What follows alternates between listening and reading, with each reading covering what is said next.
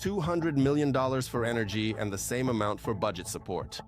Norway has announced a new aid package for Ukraine. How else will Oslo help Kyiv this year? Ukraine must not be left alone. We are ready to do our part. Putin is trying to intimidate NATO and weaken support for Kyiv. The alliance responded to Russia's Hazel strike on Ukraine and sent a message to the Kremlin. A clear signal. Russia is trying to force NATO to abandon its support for Ukraine, but we will not allow ourselves to be intimidated. The European Union may have its own army. It will replace US troops in Europe, protect the EU from Russian threats, and also help change the dynamics of the war in Ukraine. At the moment, there are no signs that Putin will agree to a peace plan. We need a clear answer on how the European Union will change this scenario. Good evening, this is our time. My name is Mikhail Baranov, and now we'll go into more detail. US negotiations are in a decisive phase. Volodymyr Zelensky listened to a report from the negotiation group on contacts with the American side and instructed them to finalize the documents on security guarantees for Ukraine. The president emphasized that this agreement will be of historic significance and will help bring the war to an end. Although the diplomacy of Ukraine, America, and their partners has been extremely active for several months, one main question remains unanswered. The main question. And that is the question about Russia, about what they are actually prepared to do. Russian behavior and rhetoric do not indicate at all that they want to end this war or are preparing to do so. Everyone can see this, and it depends entirely on the partners, first and foremost on the United States, America, and the President of the United States, what Russia will choose. Peace or war, or the continuation of the war. That is why the option of putting pressure on the aggressor must remain on the table. All. There are numerous diverse options available for managing pressure, ranging from manual control valves and mechanical regulators to advanced digital monitoring systems designed to maintain safety and operational efficiency. She became the second victim of Russian attacks in a day, reported the head of the regional military administration, Oleksandr Prokudin. According to him, the main targets of the Russian army were critical and social infrastructure, as well as residential areas of Kherson. The Russians attacked the capital of Ukraine with drones in one of Kyiv's districts. A fire broke out due to a drone strike. The blast wave shattered windows in neighboring residential buildings, as well as in two educational institutions. Cars parked nearby were damaged, according to the local administration. No information about casualties has been reported. Russian forces carried out a drone strike on two civilian vessels in the Black Sea at once. This was reported by the Deputy Prime Minister for Restoration, Minister for Communities and Territories Development of Ukraine, Oleksiy Kuleba. According to his information, one person is known to have been injured. The UAV struck a Panama-flagged tanker that was waiting to enter port to load vegetable oil. Unfortunately, one crew member was injured. Maritime rescue services are already on site, extinguishing the fire on board. There was also an attack on a San Marino-flagged vessel that was leaving port with a cargo of corn. This is further evidence that Russia is deliberately targeting civilian vessels, international trade, and maritime safety. Oleksiy Kuleba, Deputy Prime Minister for the Restoration of Ukraine, Minister for Communities and Territories Development of Ukraine, on Telegram. 2 people were injured as a result of a Russian attack on the Odessa region. A private house was completely destroyed and 5 more were damaged. In addition, several settlements in the region, as well as one of Odessa's neighborhoods, have been left without power. More than 30,000 families are without electricity. Repair crews are working in emergency mode. The energy company notes that due to significant infrastructure damage, it will take time to eliminate the consequences of the shelling. Hot water supply for the population has already been restored. More than 500,000 points of invincibility have been set up in the region, providing heat, electricity, and communication. Russia continues its systematic destruction of Ukraine's civilian infrastructure. The Russian army attacked energy facilities in 7 regions at once. According to the relevant ministry, as a result of the strikes, civilians have been left without electricity, not only in the Odessa region, but also in the Zhytomyr, Sumy, Kharkiv, as well as Donetsk, Dnipropetrovsk, and Chernihiv regions. The ministry noted that energy workers began emergency restoration work during the night, but the situation is complicated by severe frost and snowy weather. In the Odessa and Zhytomyr regions, repair work is ongoing to restore power to consumers. In the Chernihiv region, as a result of Russian shelling, an energy infrastructure facility was damaged, leaving several settlements without power. In Kyiv and the region, thanks to the prompt actions of energy workers who worked almost around the clock, a key stage of emergency restoration work has been completed. For almost a week now, residents of one of the districts in Kramatorsk, Donetsk region have been living without heating. Last week, Russian forces dropped a FAB-500 aerial bomb on one of the city's energy facilities. In addition, several apartment buildings were damaged. More details about the attack and how Kramatorsk is coping with its aftermath can be found in Frida's report. On January 6th, Russian forces destroyed a critical infrastructure facility with an aerial bomb. This facility provided heating to one of the districts of Kramatorsk. The explosion was so powerful that the shockwave blew out all the windows and doors in the nearby houses.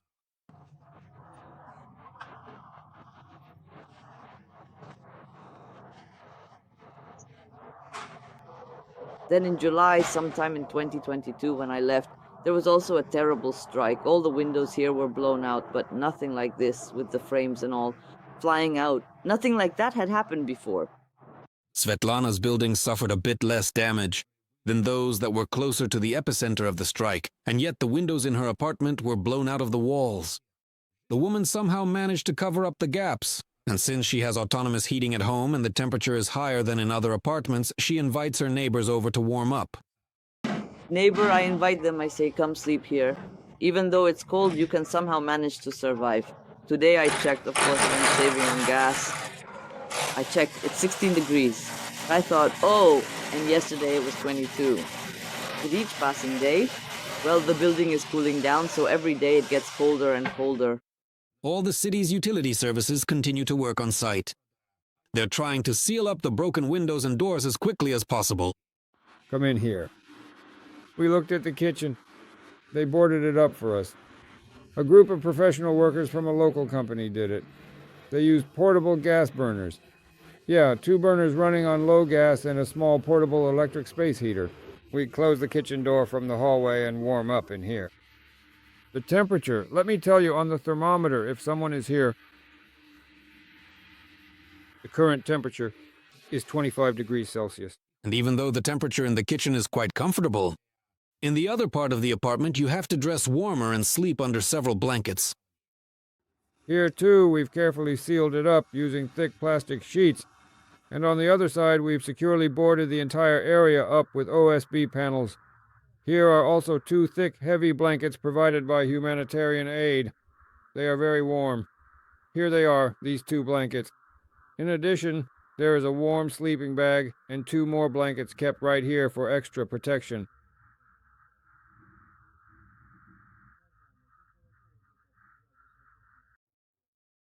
In the apartment of Alexander and Raisa, they have to install new windows for the 2nd time already. Last summer, Russian troops also shelled their neighborhood. Back then, the couple got through it easily. But now, with the freezing weather outside, and with no certainty that the heating will be restored at all, people are forced to consider at least a temporary move.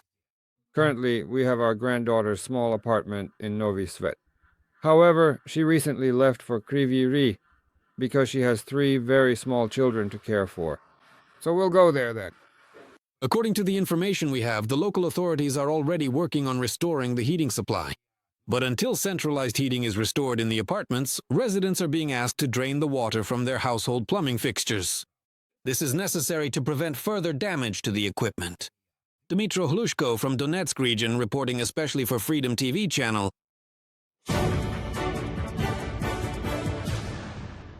Russia is using ballistic missiles such as Oreshnik to undermine support for Ukraine. This was stated by NATO Secretary General Mark Rutte at a joint press conference with Croatian Prime Minister Andrej Plenković. The head of the alliance emphasized that the Kremlin's goal is to force bloc countries to stop supporting Kyiv. However, according to Rutte, Moscow will not succeed in this.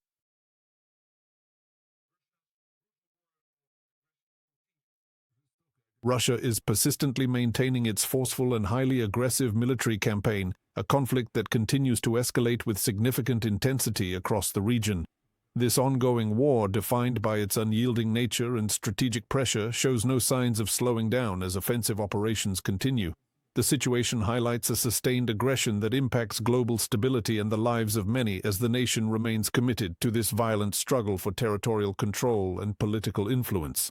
Your support, and the support of all NATO allies. This specific aspect is of much greater importance and should be prioritized accordingly in our current evaluation. This development is now occurring at a scale and intensity that is significantly more profound, impactful, and extensive than anything we have ever witnessed or documented in all of recorded history. These are the United Kingdom, France, Greece, Denmark, Latvia, and Liberia. He also voiced Kyiv's expectations.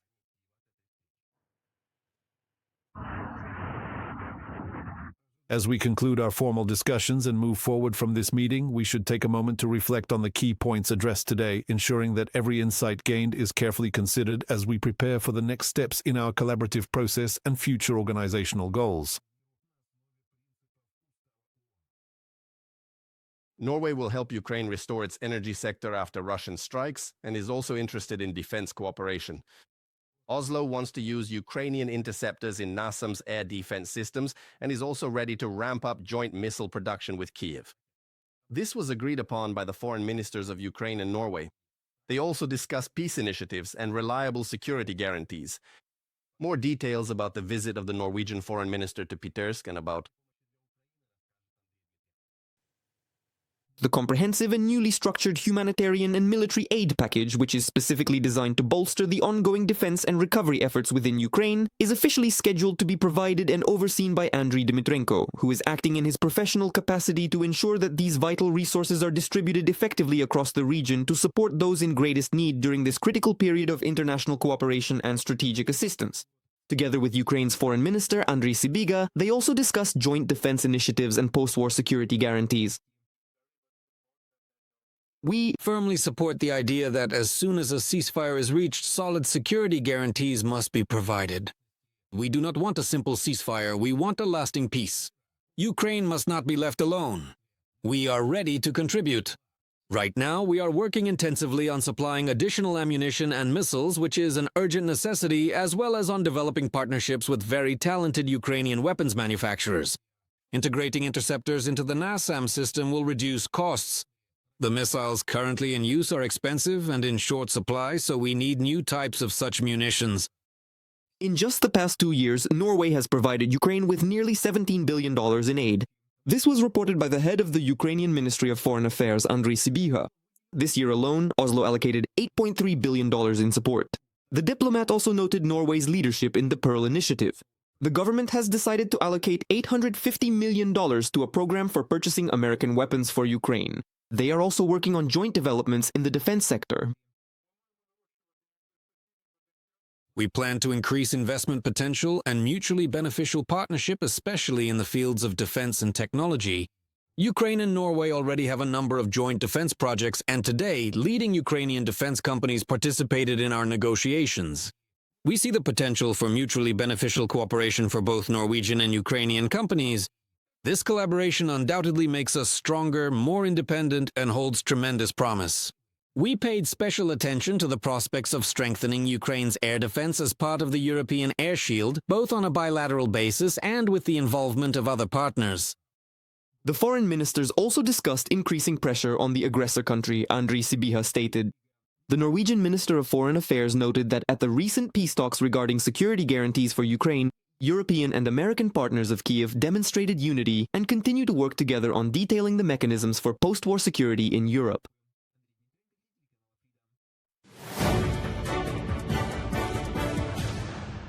And now to other important news from Monday. Ukraine will receive its first German infantry fighting vehicles. The Lynx will arrive as early as the beginning of this year. We're talking about 5 IFVs, the delivery of which is being financed by the German government. As stated by the German defense corporation Rheinmetall, the transfer of military equipment is being carried out as part of support for Ukraine's defense capabilities. The decision in favor of the Lynx KF-41 was made after thorough testing of this next-generation infantry fighting vehicle. The new IFVs are already equipped with a 2-man turret and will be specially configured for the armed forces of Ukraine. The next step will be the procurement of additional batches of equipment, including production in Ukraine, according to the statement from the defense corporation Rheinmetall. The United Kingdom will create long-range ballistic missiles for Ukraine. They will be capable of carrying a 200-kilogram warhead over a distance of more than 500 kilometers. This was announced by the UK Defence Secretary John Healey. According to him, the UK government has announced the launch of a competition for the rapid development of ground-based ballistic missiles. It is expected that they can be launched from various vehicles and that several munitions can be fired in succession. With a 200-kilogram high-explosive fragmentation warhead, high-precision manufacturing of 10 systems per month, and a maximum price of £800,000 sterling per missile, Project Nightfall aims to provide Ukraine with a powerful, cost-effective long-range strike option with minimal external export controls. John Healey, the UK Minister of Defence, in a comment to The Sun, The Karty unit of the National Guard of Ukraine has established control over the city council building in Kupiansk, Kharkiv region. At the moment, the clearing of the city from occupiers is being completed. As the military notes, the Kupiansk operation is proceeding successfully thanks to planning, coordinated work of commanders and headquarters, as well as the high-quality training of the units. They are transferring reserves and trying to bypass Ukrainian positions. The Kupiansk operation. The Kremlin has shifted its focus to the Zaporizhzhia direction and has started to put pressure on Huliaipol. Since the beginning of the day, the General Staff of the Armed Forces of Ukraine has counted the most battles, 24, on this bridgehead. The Russians made another 24 attempts to advance on the Pokrovsk section of the front.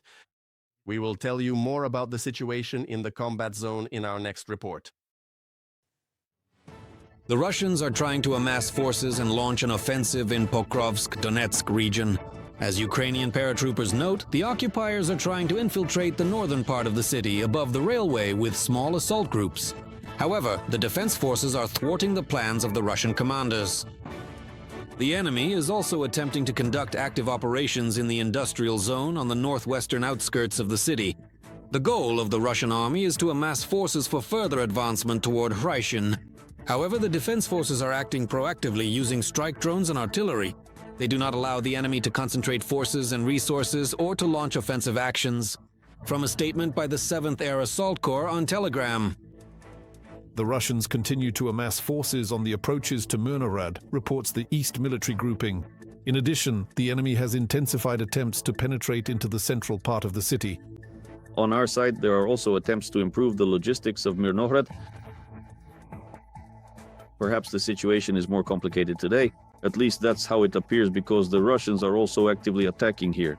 Again, the goal is to use Myrnorad as a way to approach Pokrovsk and then attack that part of the city from several directions, which, I remind you, still remains under the control of Ukraine's defense forces. Taking advantage of the weather conditions, Russian troops have also increased pressure on Chasiv Yar in the Donetsk region. The invaders are amassing forces and actively using all available types of weaponry, including multiple launch rocket systems. This was reported by the 26th Separate Mechanized Brigade, named after King Danilo. Ukrainian defenders continue to hold the city's defenses, and over the past week, the number of eliminated Russian occupiers has doubled. When it snows, it significantly and drastically diminishes visibility, and this provides a strategic opportunity for the enemy to quietly congregate, to amass their forces and undertake efforts to covertly infiltrate.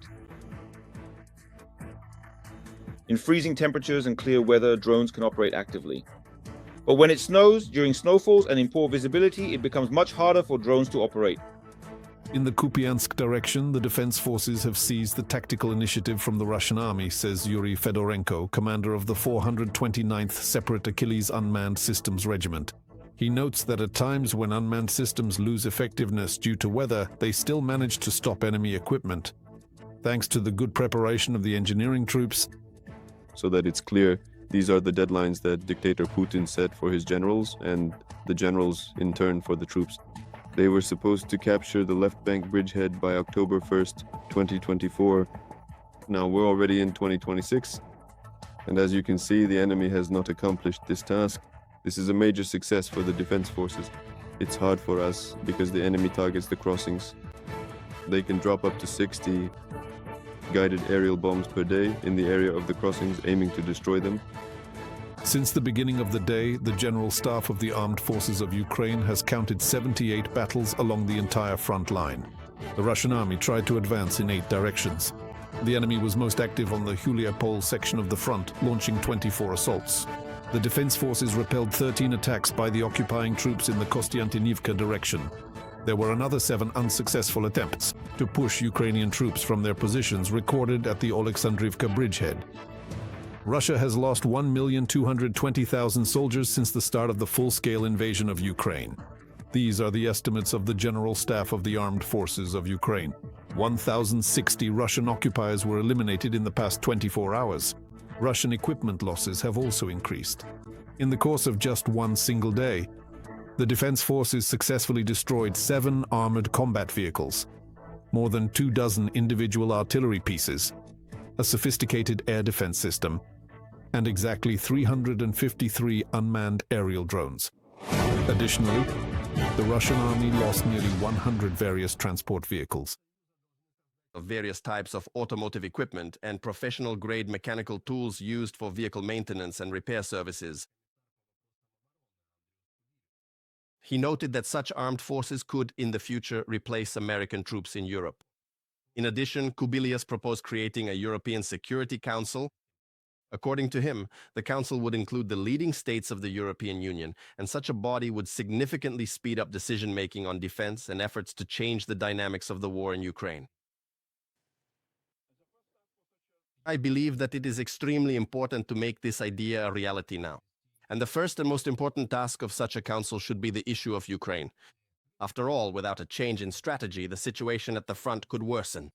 At the moment, there are no signs that Putin will agree to a peace plan.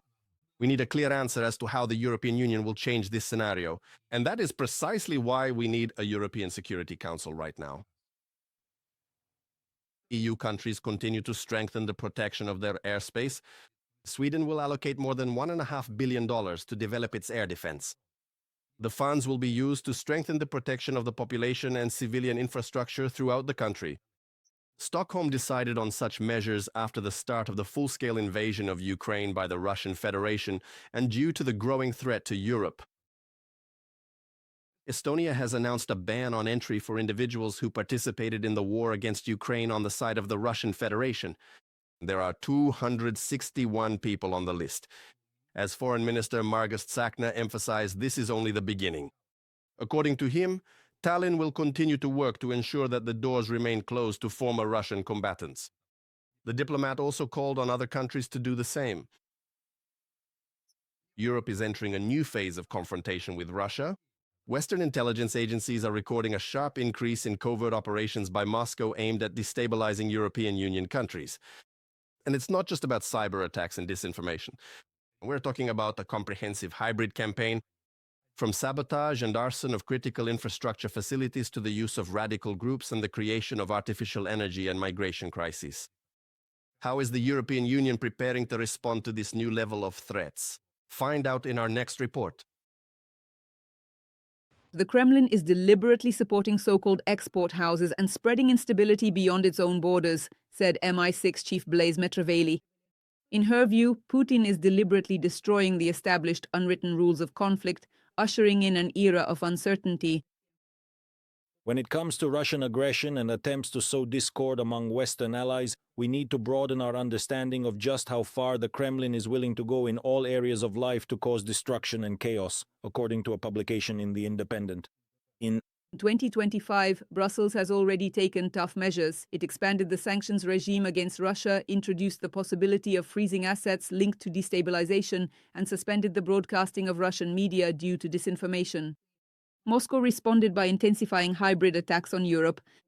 NATO countries are Russia's next target, NATO Secretary General Mark Rutte is convinced.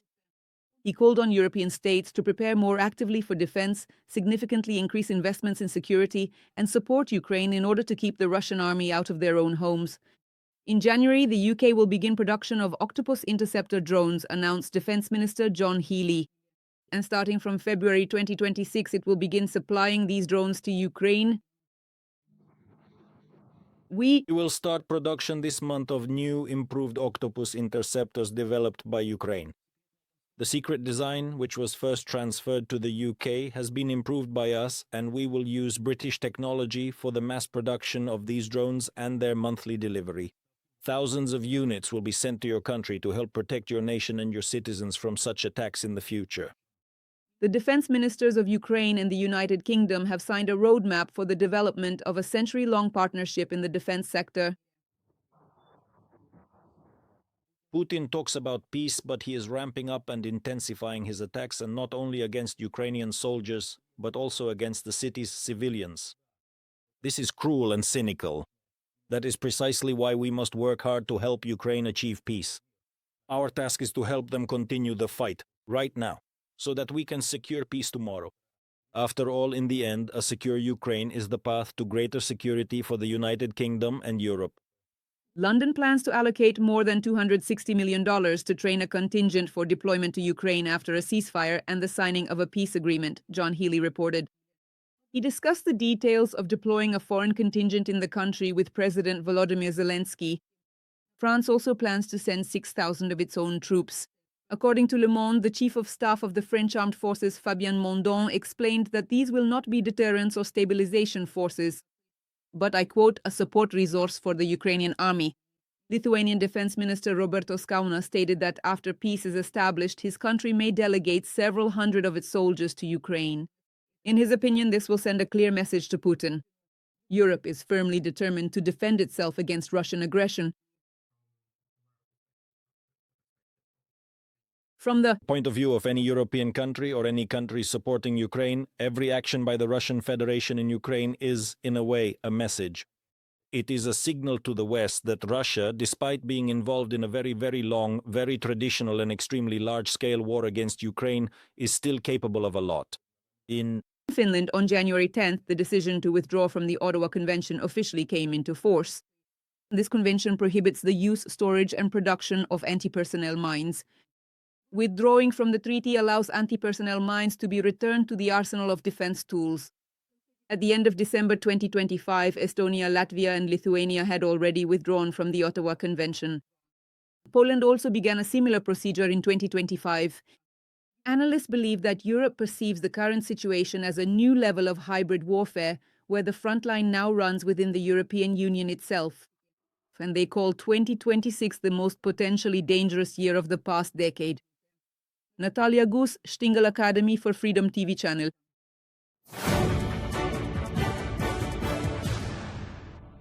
During the American blockade of Venezuelan oil exports, at least 40 tankers changed their flag to Russian. According to the Wall Street Journal, these are yet more attempts by ship owners to protect their vessels. Moreover, in the publication's opinion, this also indicates a greater involvement of the Kremlin in creating a shadow fleet than previously thought. And it could become a source of confrontation between Trump and Putin over Venezuela's oil reserves. A financial crisis has swept across Russia's regions. These are the findings of the Ukrainian Foreign Intelligence Service. The combination of sanctions and the loss of foreign markets has exposed the insolvency of regional budgets. They are no longer able to cover even basic obligations, the intelligence service notes. Coal mining regions, particularly the Kemerovo region, will be among the main financial burdens for the Russian treasury this year. Metallurgical regions are also losing revenue. In the Irkutsk region, the decline in aluminum and coal prices is expected to result in budget shortfalls.